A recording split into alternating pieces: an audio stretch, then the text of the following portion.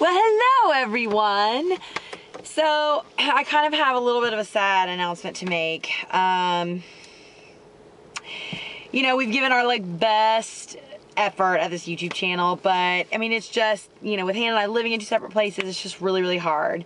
So I think we're probably just not gonna do videos for a while. I don't know, leave in the comments below what you think. Just kidding, April Fools. So, I know I said oh my gosh, we filmed my skincare thing, it's coming, but Ben and I had this conversation the other day on his vlog channel, which is Don't Be the Fat Husband. If you don't subscribe to his vlog channel, go over there and check it out. And it was just such a really kind of eye-opening, telling conversation, and I just immediately was like, I want that on my channel because I thought it was so great. So yeah, it is a vlog, it's a piece of his vlog, and we're just gonna put it over here because I want you guys to see it. And it's all about just kind of figuring out why I had gotten so overweight and why I ended up the way that I did and why I ended up being fat, essentially. And it's like the first time I've really kind of verbalized it, so I wanted you guys to see it and share it, and hopefully it will help you and maybe encourage you a little bit, because we all have a different reasons, and maybe something that I'm feeling or something that I went through or am explaining in that conversation maybe will resonate with you. Yeah, but if anything, I just hope it gets you guys talking. Leave in the comments below, you know, kind of what you think about this conversation. I would love to get a good dialogue going. I will be back in the comments in the next day or so to answer questions, and you know, just let's get talking about it, right? So stay tuned. The end of this week, obviously my skincare routine video will go up, but I just really thought this was important and thought you guys would really enjoy this. So I love you guys. Happy April Fools. Let's make this month the best one yet. So Ben and I were just having this conversation, and I literally in the middle, mid conversation, I said, oh my gosh, we should totally be filming this conversation. This conversation is great. We were talking earlier, right? Yeah. About that my thing is always being comfortable. Like I grew up it was bad to be hungry, or if I was getting a workout, then my heart rate goes really up high, it's really uncomfortable, then I don't want to do it. That is pretty much, in a nutshell, the reason I got so fat. Is because I like to be comfortable. So the more you eat, the less you work out, the fatter you get if you have a certain set of genes. And Olivia is different than that. That is not the reason. She grew up being preached to that it was okay to be uncomfortable. Just get over it. Just to kind of go in depth a little bit more. So my grandfather, who is amazing, my dad's dad, my papa, he was orphaned by 6 years old. His mother and father were had both passed away. He was raised by his 6 older brothers, and he, you know, was living on his own, supporting himself by the time he was 13.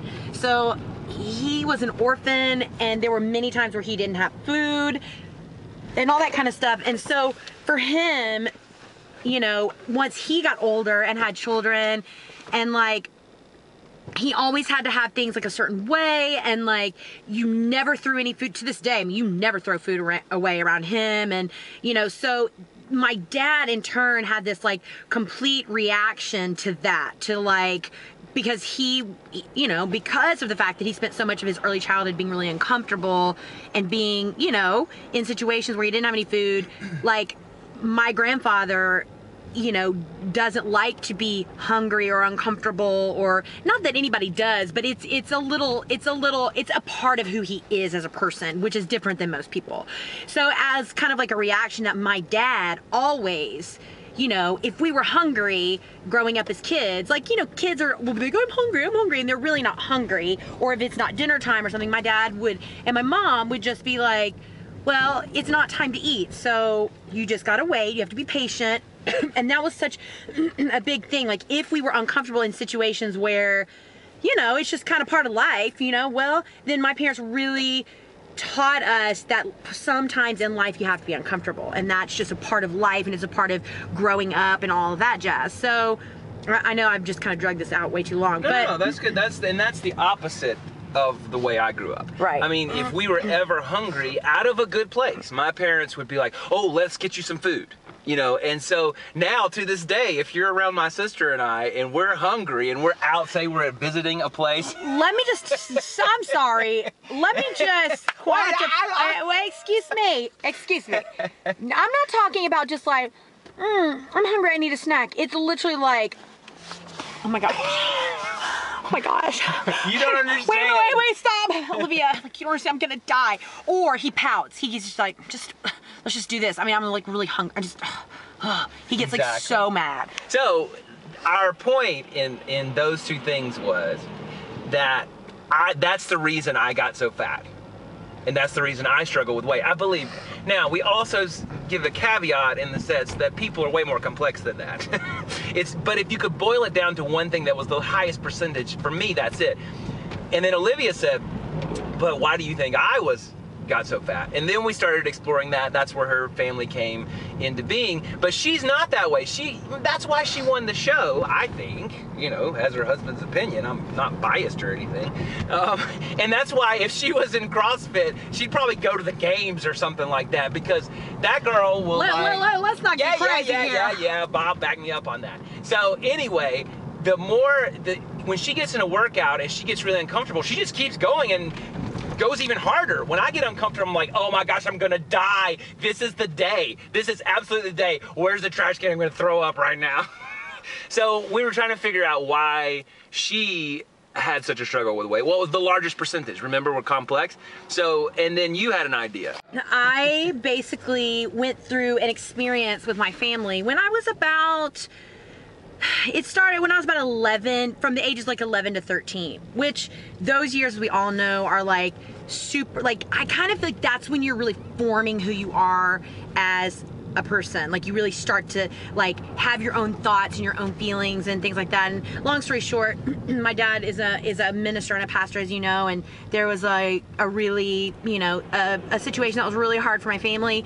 And just to clarify, because I don't want any kind of rumors, I was not abused in any way. There was no affairs or sexual, no illegal anything. It was just like, you know, it was just something that was just very hard on my family. And anyways, so I think from that time period, I really began to self-medicate with food. Not because for so much the comfort factor, but because something about having that padding on me in some weird way gave me this really false sense of strength and made me feel like, well, nothing can penetrate me again. I'm never gonna let the world hurt me like that again. I'm never gonna let people hurt me like that again. And it became like this shell, almost like armor. But what was so funny is in turn that armor was just like killing me, like slowly but surely. It made me unhappy. It made me eat more. It was like the fatter I got, the more I ate, because I was just kind of like, well, I mean, you know how you feel? It's kind of the same way when you blow breakfast. You're like, well, I blew breakfast. I might as well blow lunch and dinner and have a couple snacks and some dessert. And it's the same thing. That's what it was like for me. I was just kind of like, well, you know, the bigger I got, the more I ate, which made me bigger, which made me more unhappy. So it became this like cycle for me. But I think it was a false sense of security for me.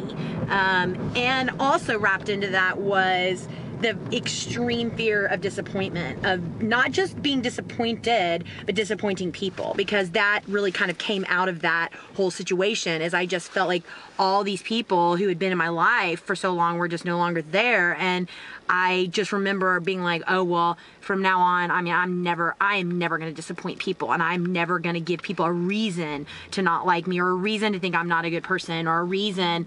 And so then I began to live my life for other people, which we all know in the long run, you're not even, I mean, that's not living at all. I mean, that's living for other people is just existing in a shell of something that's not even for you. And so you're a slave to that other person too. I mean, you know, however they feel about you is how you're going to feel about yourself. Exactly. I mean, and you can't live like that. You're a slave. You're a total slave. You can't choose how you're going to feel today. You know, we always say that, oh, you know, make a choice today. You can't when you're living for someone. Yeah, and I'll never forget, like, one of the times when I was at the ranch, Bob came up to me, and we were all kind of, I think me and Hannah were talking to him, and it was right during a workout. We were having kind of a moment, and I mean, he was talking to Hannah, And mid-sentence, he just looked at me in the only way that Bob Harper can. He just like turned around and looked at me and said, I am exhausted just sitting here with you. I'm watching you listen to this conversation and process everything. And he was like, and he's like, aren't you just exhausted living like this? He was like, I don't even know how you are even running anymore. He said, because I'm just exhausted watching you exist. And I just remember being like, what? You know, I mean, but at the same time, it was like the first time in my life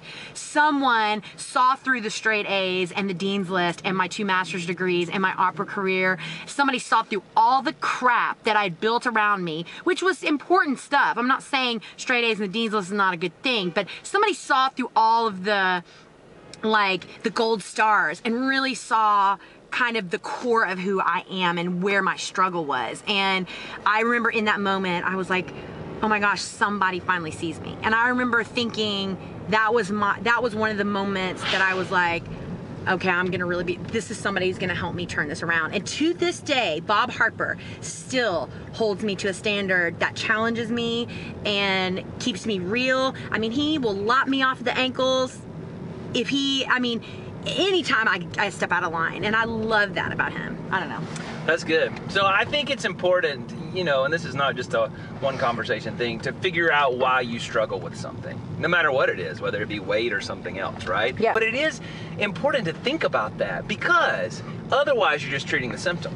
Yeah, you can go on a diet. People always ask me, what's different about this time? Because a couple other times I had lost like 80 pounds one time, and then I gained that back and then some, and you know, all these kinds of things. What's different about this time? Oh, I've lost 60 pounds and gained it back at least 10 times. I've lost at least 600 pounds in my life, at least. But yeah, I agree. Like what was different this time is I was sick of dealing. The symptoms were overwhelming to me. The weight was overwhelming. Dealing with why I felt the way I felt, that was refreshing to me, because I'd never done that before. Like, I'd never approached weight loss that way before. So for me, I was not scared of that part. And I was willing to go there on national TV in front of everybody and just air my laundry, because to me, I was like, oh my God, finally somebody is talking to me about these things that I have just held on to. And it was like the biggest exhale of my life. I really believe it. And it was like the second I let go, I mean, you know, you just feel like you're just living your life and you're just holding. And finally I just exhaled. And the second I exhaled, that weight just came right off. Absolutely. So anyway, I hope you guys enjoyed this. Let us know if you have any insights on that, or ways to think about that, or help people, or any sort of thing, because I think this is really, really important. If I'm being a wimpo, dramatic, uncomfortable person, tell them to suck it up, Buttercup. Suck it up, Buttercup. That's good. I like that. So yeah, hope you enjoyed it. Thanks, guys. Bye. All right, guys. So that was it in a nutshell. Why I think I ended up being so fat and chubby and all that good stuff, and why I was able to turn it around, finding that information. I think it just proves knowledge is power, and the more you can empower yourself, the better you are in the end, and the more strides and, like, I don't know, the more forward motion you're gonna have in your life. And I don't know about you, but staying the same or moving backwards are no longer options in my life. So yeah, so if you like this video and you really, you know, you wanna see more things like this, more conversational kind of things like this, give this video a big thumbs up, share it with people. I mean, that's what all of this is about, is sharing these conversations and this encouragement, getting it out there. People need hope. They need to know that, you know, if you can really dig deep and find out the root of what's going on, that's where the change lies and where the hope is. So yeah, big thumbs up, leave a comment down below if you like this video. Let me know, I mean, what are the things that you struggle with? I'd love to, like, work through some of this stuff together. And don't forget, guys, we love you guys so much. You are awesome. Like, subscribe, comment, all that good stuff, and I will see you at the end of this week. Bye, guys.